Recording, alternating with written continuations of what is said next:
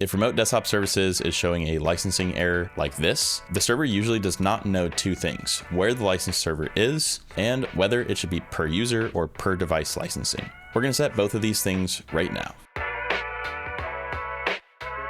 All right, so I'm currently logging onto my Windows Server 2025 domain controller. I'm going to log in as the local admin. And once we're inside of Windows Server, we're going to go straight into our run box. And we can access that by hitting the Windows key together with R. I'll minimize the server manager, and I'll go ahead and press that. Once we're here, we're going to type gpedit.msc. That's gpedit.msc. So this is our local group policy editor. We're going to go to computer configuration. Administrative templates will be next. So we'll just click the drop-down arrow next to it. Next up, we're going to go to Windows components. And then we're going to scroll down. This is alphabetically sorted, and we should see remote desktop.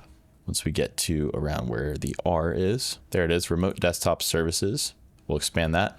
And then we want to access the remote desktop session host. That's the folder we're looking for. And finally, licensing. I'll double click into the licensing folder. So this is the section that controls how the session hosts find and uses remote desktop services licensing. Installing remote desktop license CALs is not enough if the session host is not pointed to the license server.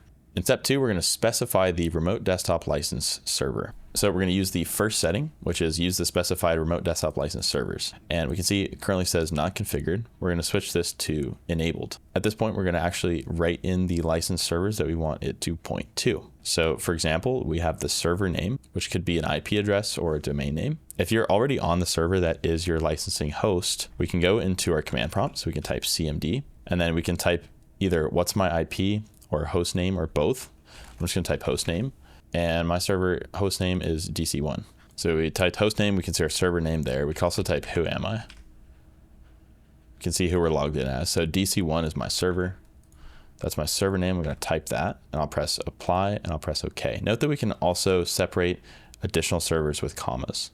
Okay, so I've now specified the remote license server. We want to make sure that we're using the actual server name from our environment. If the license server is the same server that you're configuring, again, you can type the hostname command like we just showed you. If it's separate, enter that server's hostname. After entering the license server's name, click apply and then OK. Microsoft's troubleshooting documentation for RDS license servers also points administrators to the policy for specifying license servers when the session host cannot locate licensing correctly. So for step number 3, we're going to set the remote desktop licensing mode. We're going to click set the remote desktop licensing mode. We're going to check this to enabled, and then instead of per device, I'm going to check per user, and I'll press apply and I'll press OK.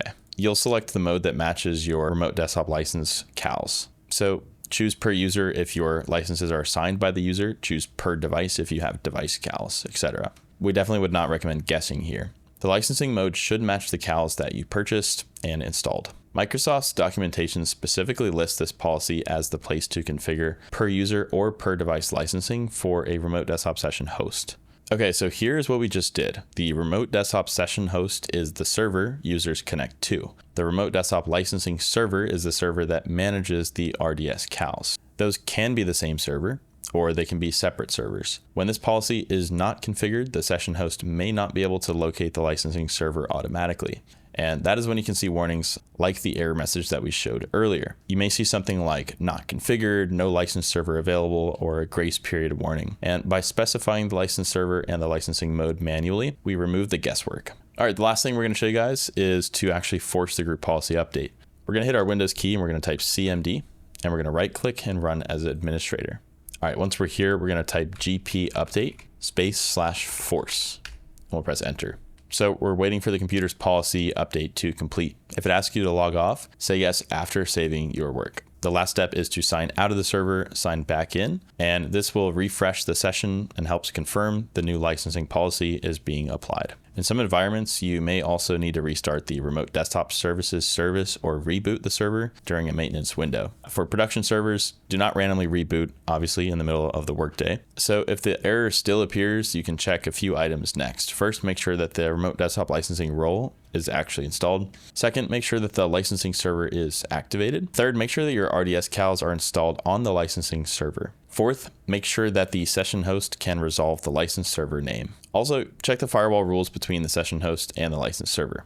Microsoft provides separate guidance for activating the remote desktop licensing server through Server Manager, Tools, Remote Desktop Services, Remote Desktop Licensing Manager. A few important cautions to close the video. Remote desktop licensing is not the same as regular Windows Server licensing. Windows Server allows limited administrative remote sessions by default, but if users are connecting to run apps or desktops, you typically need Remote Desktop Services licensing. Also, per user and per device are not interchangeable settings that you should flip back and forth casually. Use the mode that matches your CALs and your agreement.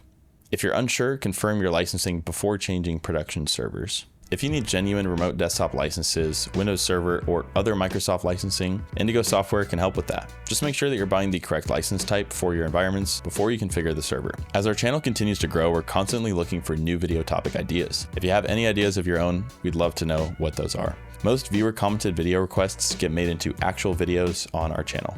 Lastly, a like and subscribe would be greatly appreciated as it helps to support the channel. Thanks again for watching. We'll see you guys next time.